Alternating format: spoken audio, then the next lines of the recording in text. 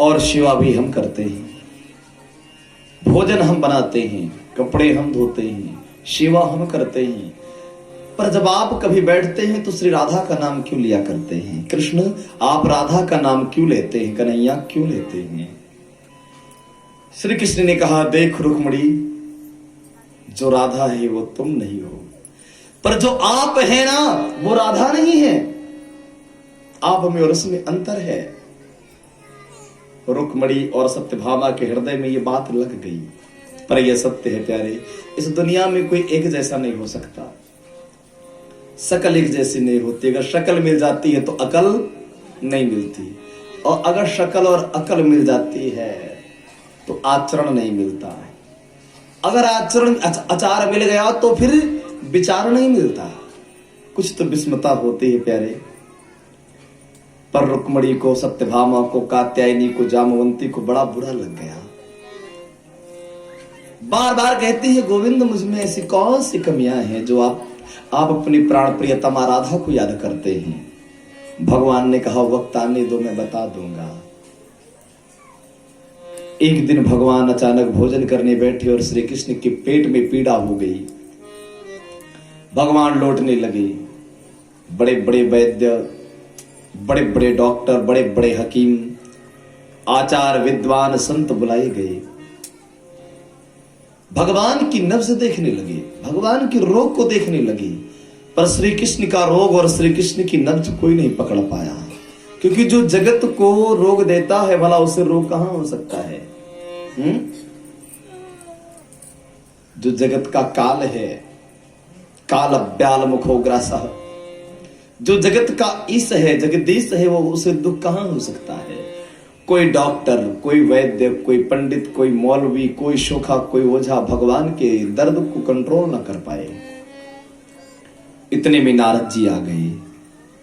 नारद जी से सब सारी की सारी जितनी 16,108 गो हैं, सबकी सब पत्नियां रोने लगी। देवर्षि नारद आप देखो तो सही, देवकी रोने लगी, वसुदेव रोने लगी, बलराम जी रोने लगे। बलराम जी कहते हैं, नारद जी देखो मेरे लल्ला को क्या हो गया है, मेरे गोविंद को क्या हो गया, मेरे कृष्ण को क्या हो गया है। बलराम जी के कहने पर जब देवर्षि नारद कृष्ण के पास गए तो कन्हैया ने आंखें दबा दिया, नारद मोहे कुछ न हुआ है। नारद ने कहा, मुझे पता है प्रभु कि आपको कुछ नहीं हुआ है। नारद ने कहा, फिर ये नाटक किस लिए है? भगवान कृष्ण ने कहा, नारद एक बात कहूं? बोले क्या? ये मेरी जो गोपियां हैं ना, जो 16,000 मेरी पत्नियां हैं, 16,108, इन्हीं वृषभान दुलारी श्री राधा रानी के प्रति भेद भाव हो गया है। इनके मन में कपट की भावनाएं जग गई हैं। ऐ नारद, राधा में और रुक्मणी में अंतर क्या है, ये जरा बता दो। नारद ने कहा, प्रभु बस इतनी सी बात है। बोले हाँ। देवर्षि नारद बीड़ा को कंधे पर रखे और रोते हुए चल पड़े। 16,108 रानियां, बलराम जी, वसुदेव जी, देवकी जी सब दौड़ पड़ी। नारद, हे देवर्षि नारद, मेरे कृष्ण को क्या हो गया, मेरे कृष्ण को क्या हो गया? सब दौड़ करके देवर्षि नारद के चरणों में गिर गए। बाबा मेरे कन्हैया को क्या हुआ, मेरे गोपाल को क्या हुआ? नारद ने कहा, अब कन्हैया को कोई नहीं बचा सकता, इसका कोई इलाज नहीं है। सब रोने लगी। कहीं कहे, नारद, ऐ देवर्षि नारद, यदि कहो तो मैं काढ़ दूं नसों को, अगर कहो तो मैं प्राण दे दूं, पर मेरे गिरधर को बचा लो। नारद ने कहा, ना देवी, अब भगवान बचने वाले नहीं। बोले कोई उपाय नहीं। नारद ने कहा, बस एक उपाय है। बोले वो उपाय क्या है?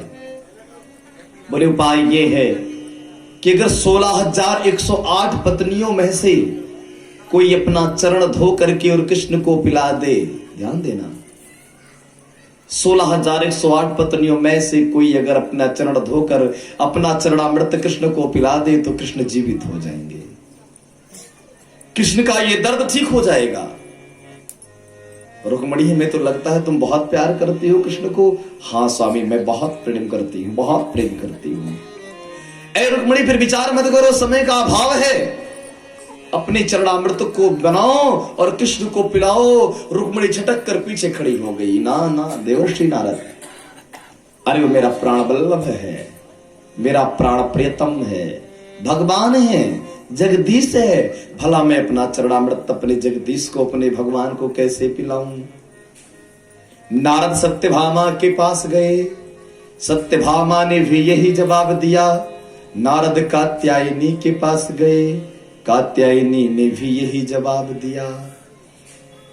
नारद जी जामवंती के पास गए। जामवंती ने भी यही जवाब दिया। देवर्षि नारद 16,108 रानियों के पास गए। सबने कहा मुझे नरक में नहीं जाना है। नारद ने मंच पे खड़े होकर कह दिया, ऐ बलदाऊ कन्हैया को कोई बचा नहीं सकता। अब द्वारकाधीश बचने वाले नहीं है बलराम, लाख यत्न कर लो। और जैसे कहा बचने वाले नहीं है, देवकी और नंद बाबा बलराम फूट फूट कर रोने लगे। नारद को दया आ गई और नारद ने पूछा, ऐ बलराम 16,108 के अलावा क्या कृष्ण की पत्नी कोई और भी है? बलराम ने कहा, हाँ है, जिससे विवाह नहीं हुआ है, पर पत्नी से ज्यादा कृष्ण मानते हैं और पति से ज्यादा कृष्ण को वो मानती है। बोले वो कौन है? बोले वृंदावनेश्वरी राधा रानी। नारद ने कहा कि बलराम जी अब लल्ला की सेवा तुम करो, मैं चलता हूं श्री राधा रानी के चरणों में। देखूं अगर वो चरणामृत दे दे तो हो सकता है कृष्ण की जीवन बदल सकते हैं, पुनः कृष्ण ठीक हो सकता है। देवर्षि नारद बीड़ा को उठाए और पहुंच गए वृंदावन में श्री राधा रानी के पास में। वृंदावनी श्री राधा रानी कदम के पेड़ के नीचे कृष्ण की फोटो को लेकर बैठकर विलाप कर रही थी। ऐ कन्हैया, ऐ गिरधर, तुम मुझे छोड़कर क्यों चले गए? रो रही थी वृंदावनी श्री राधा रानी, रो रही थी। इतने में देवर्षि नारद पहुंच गए और जैसे नारद को देखा दौड़ करके वृंदावनी श्री राधा रानी देवर्षि नारद के चरणों में गिर गई। बोले, ऐ नारद, आप तो हरदम विचरण किया करते हैं। देवर्षि नारद ने कहा, सत्य कहा राधा, सत्य कहा राधा, सत्य कहा। हे देवर्षि नारद, क्या मेरे गोपाल को कभी देखा आपने? देवर्षि नारद रोने लगे, राधा मैं तो कन्हैया से मिलकर अभी आया हूं। मेरा कृष्ण कैसा है, मेरा गोपाल कैसा है, मेरा गिरधारी कैसा है, मेरा प्राण धन कैसा है, मेरा जीवन धन कैसा है, जीव धने निधने नित्यम, मेरे श्वासों का मालिक कैसा है। नारद जी रोने लगे, राधा वो ठीक तो था पर वो ठीक है नहीं।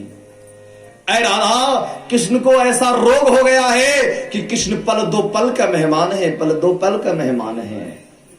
राधा चिल्लाकर रो पड़ी। राधा ने कहा, ऐ देवर्षि नारद, कहो तो मैं कृष्ण के लिए प्राण दे दूं, मैं कौन सा यत्न करूं, कौन सा त्याग करूं, कौन सा व्रत करूं, कौन सा पाठ करूं, कौन सा जप करूं, कौन सा तप करूं? हे देवर्षि नारद, आप तो त्रिकालज्ञ सर्वज्ञ तुम, आप त्रिकालज्ञ हैं, आप सर्वज्ञ हैं, सर्वंतर्यामी है, जगताधार है, जगत करता है, आप कुछ बताओ तो सही। नारद ने कहा, राधा कृष्ण जीवित तो हो सकता है, कृष्ण चैतनावस्था में आ सकता है, कृष्ण ठीक हो सकता है राधा, यदि आप चाहो तो। राधा ने कहा, मैं क्या करूं जो मेरा कन्हैया ठीक हो जाए? बोले, राधा अपना चरण धो करके चरणामृत अगर किसी बोतल में भर कर दे दो, मैं कृष्ण को चरणामृत पिला दूं ना, तो कृष्ण ठीक हो जाएगा, कृष्ण ठीक हो जाएगा। जैसे राधा से कहा अपना चरणामृत दे दो, वृषभानु दुलारी राधा रानी यमुना की जल को दौड़ कर लाई, एक थाली में अपना पांव रखा और रगड़ रगड़ के अपने पांव की एक एक दाना मिट्टी को धो धो करके चरणामृत बनाया और उस चरणामृत को श्री राधा रानी ने एक बोतल में भर दिया और कहा, हे नारद, ये जल्दी से जाओ, मेरे चरणामृत मैंने दोनों चरण धुल करके कृष्ण के लिए दिया है और जाकर मेरे कन्हैया को पूरा पिला देना, और जब वो ठीक हो जाए तो मुझे जरूर बता देना। देवर्षि नारद ने एक प्रश्न किया, राधा 16,000 नारियां, 16,000 नारियों ने, 16,108 रानियों ने श्री कृष्ण को अपना चरणामृत नहीं दिया, क्योंकि उन्हें डर था कि उन्हें कहीं नरक की यातनाएं न भोगनी पड़े। अब तुझे नरक में जाने का डर नहीं है, राधा ने कहा, ए देवर्षि नारद, अगर मेरे 7 जन्म तक नरक की यातनाएं भोगने से मेरा कृष्ण पुनः जीवित हो जाए, मेरा कन्हैया ठीक हो जाए, मेरा कृष्ण, मेरा प्यार अगर खुश हो जाए, तो 7 जन्म की बात क्या कहते हो नारद? 14 जन्म तक नरक की यातनाओं को भोगने के लिए तैयार बैठी हूं। 14 जन्म के लिए नरक की यातनाओं को भोगने के लिए तैयार बैठी हूं। इसे कहते हैं प्रेम। प्रेम में खोया जाता है, प्रेम में पाने की इच्छा नहीं होनी चाहिए, इसे स्नेह कहते हैं। देवर्षि नारद उस चरणामृत को लेकर के पहुंच गए और जब कृष्ण के मुंह में डालने चले, कृष्ण उठकर बैठ गए। भगवान श्री कृष्ण ने कहा, देख रुक्मणी, देख, ये है मेरी राधा। कि मेरे राधा को अपनी खुशी नहीं, मेरी खुशी दिखती कि मेरा कृष्ण ठीक हो, मेरा गोपाल ठीक हो, वो खुशहाल है, मैं खुश हूं, उसकी खुशी मेरी खुशी है, उसका जीवन मेरा जीवन है, उसकी प्रसन्नता में ही मेरा सुख है। ये है मेरी राधा, ये है मेरी राधा। इसीलिए कहा कि राधा प्रेममयी राधा